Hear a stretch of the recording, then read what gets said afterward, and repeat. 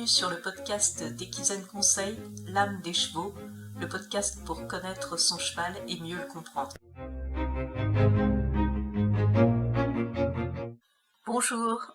Eh bien, comme prévu, le mois de septembre arrive et donc je reprends le podcast après une pause cet été. Alors cette pause, elle était motivée par le fait que j'ai déménagé, donc Equizen Conseil était implanté en Bourgogne et maintenant donc je suis en Auvergne, dans les Combrailles, donc près de la ville de Saint-Éloi-les-Mines.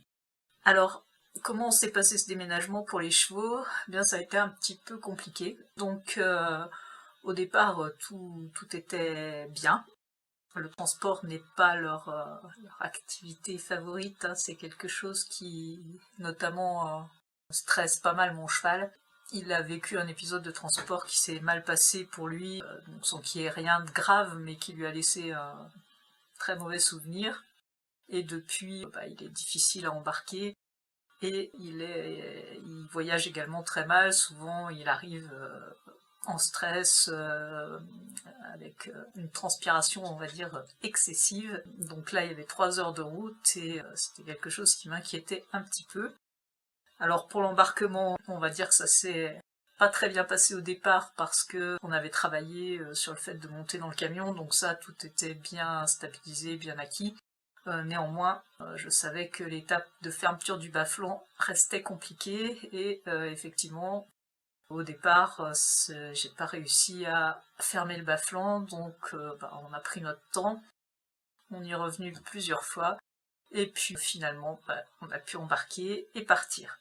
Alors, le voyage finalement s'est plutôt bien passé, parce qu'il arrivait, il n'avait pas du tout transpiré, donc c'était plutôt positif.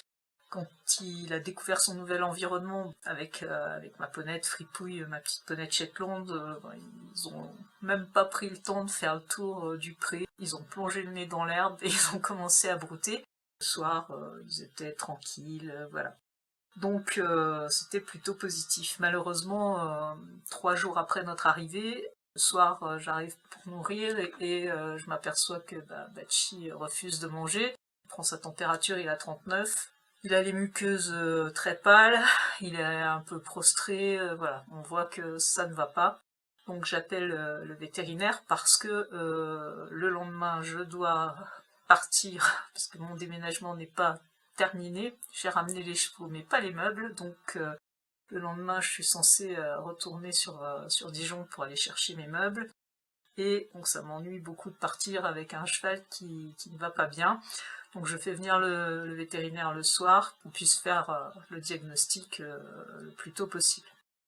Donc la vétérinaire, j'ai fait sa connaissance plus tôt que, que ce que j'aurais souhaité, parce que évidemment c'était pas des circonstances idéales. Mais voilà, on est parti sur une suspicion de pyro, parce que apparemment en ce moment il y en avait pas mal. Et elle a souhaité faire le Carbésia tout de suite parce que, dans le doute, plutôt que d'attendre les résultats d'analyse, ça prend toujours un peu de temps. Comme j'étais pas là le lendemain, on a dit on va faire comme si c'était une pyro.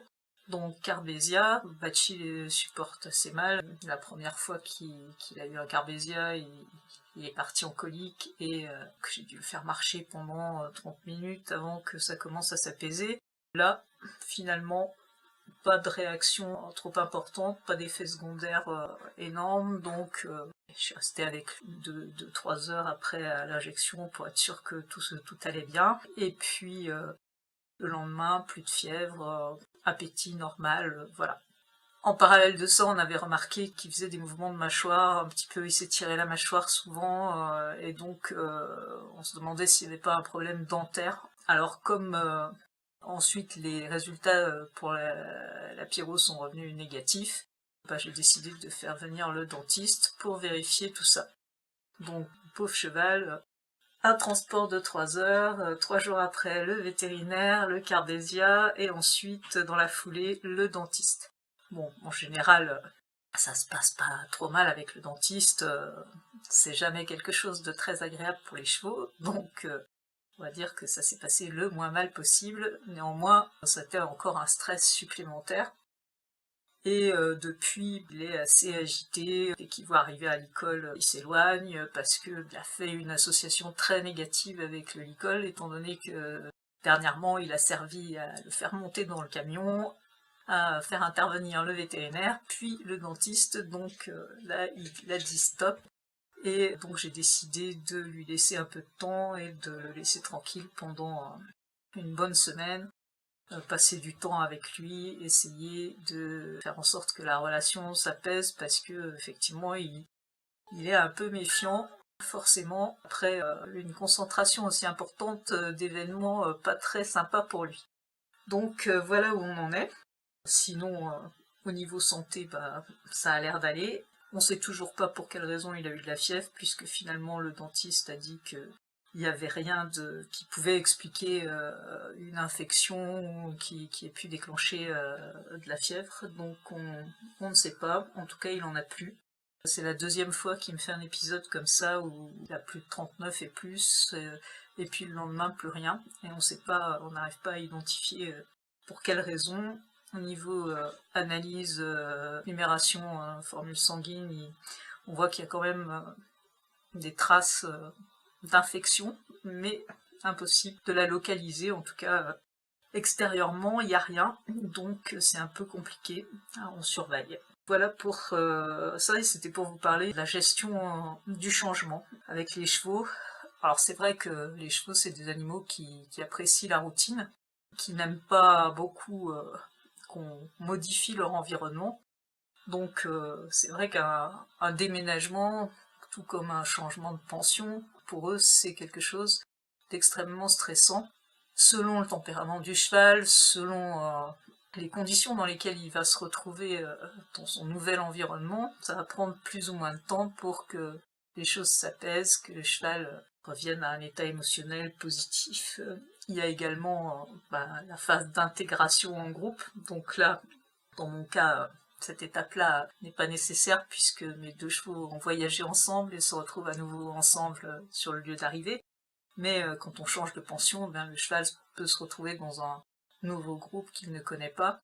Et donc toute cette phase-là également, c'est une source de stress pour le cheval, puisqu'il va falloir que toutes les relations hiérarchiques entre les chevaux se rétablissent. Donc il va y avoir au départ souvent pas mal d'interactions agonistiques. Parfois, il y a des protocoles d'intégration dans les pensions qui permettent de faire ça progressivement, mais c'est pas toujours le cas. Pour des raisons logistiques, on n'a pas toujours la place de créer un paddock à la proximité du pré pour que les chevaux puissent faire connaissance en contact protégé avant de les mettre ensemble. C'est pas toujours possible. Donc c'est vrai que cette étape d'intégration peut être également un facteur de stress important en cas de changement. Voilà, mais les changements, d'une manière générale, sont problématiques. Ça peut être aussi un changement de propriétaire, évidemment. Quand vous achetez un nouveau cheval, par exemple, il va pas du jour au lendemain être parfaitement serein avec vous. Il va falloir le temps de construire le lien, de construire la confiance. Pour lui, c'est souvent un changement à plusieurs titres. Il change de propriétaire, mais il change aussi d'environnement. Et donc, c'est quelque chose qu'il va falloir prendre le temps de gérer. C'est vraiment important de prendre ce temps-là, de ne pas chercher à forcer les choses parce qu'on n'a pas la patience d'attendre, parce que ce temps qu'on prend à construire la relation, à prendre le temps de laisser le cheval s'apaiser, revenir à un état émotionnel positif, l'accompagner, tout ça, ça sera bénéfique pour la suite. Voilà, eh bien écoutez, on se retrouve dans 2 semaines. J'ai décidé de réduire un peu la fréquence de publication des podcasts, donc ce sera maintenant 2 fois par mois, et donc on continuera à parler des sujets liés au comportement du cheval, à son bien-être. Si vous voulez échanger avec moi au sujet de votre cheval, vous pouvez me contacter par téléphone ou par mail pour prendre rendez-vous pour un appel qui est offert, un appel découverte. On échangera au sujet de votre cheval, je vous donnerai quelques conseils et je vous expliquerai quelles sont les choses que vous pouvez mettre en place pour améliorer la situation. À bientôt.